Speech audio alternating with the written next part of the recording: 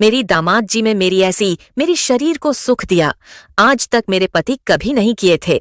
नमस्कार दोस्तों, आप लोगों की स्वागत है पूजा भाभी की कहानी में।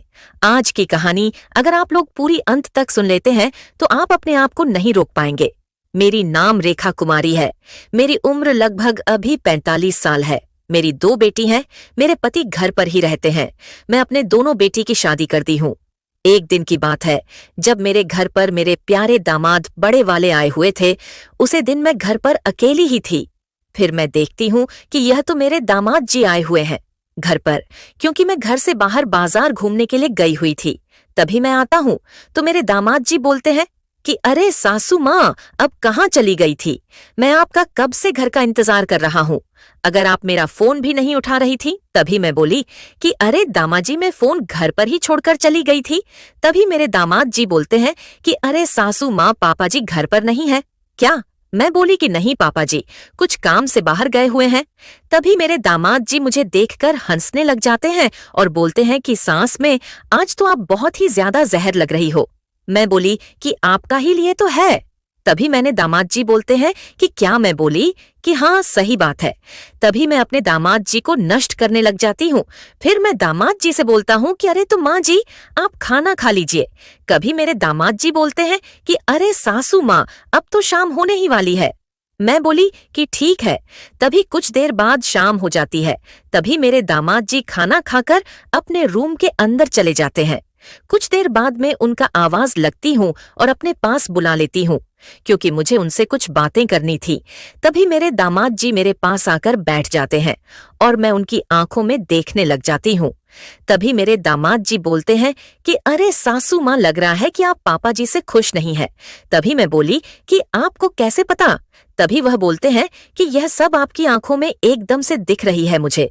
मैं बोल कि हाँ, वह तो मुझे सब सुख दे देते हैं, लेकिन मुझे जो सुख चाहिए उसमें वह देते तो है, लेकिन कुछ देर बाद पूरी तरह से थक जाते हैं, इसलिए मैं उनसे पूरी सुख मुझे नहीं दे पाते हैं। तभी मेरे दामाद जी बोलते हैं कि यार, ऐसा से मैं आप इतना चिंता क्यों कर रही हो? मैं अब आ गया हूं ना, मैं आपको इतना सुख दूंगा कि आप मुझे याद करेगी। तभी मैं बोली कि जल्दी से दीजिए सिर्फ दामाद जी मुझे, क्योंकि मुझे अब रहा नहीं जा रहा है, क्योंकि मैं कई दिनों से इसी सुख के वियोग में तरफ रही हूँ। तभी मेरे दामाद जी मेरे शरीर को सुख देना शुरू कर देते हैं। मैं बोली कि थोड़ा धीरे धीरे करना दान जी, कहीं आगे अपने पापा जी की तरह मैं थक जाऊं।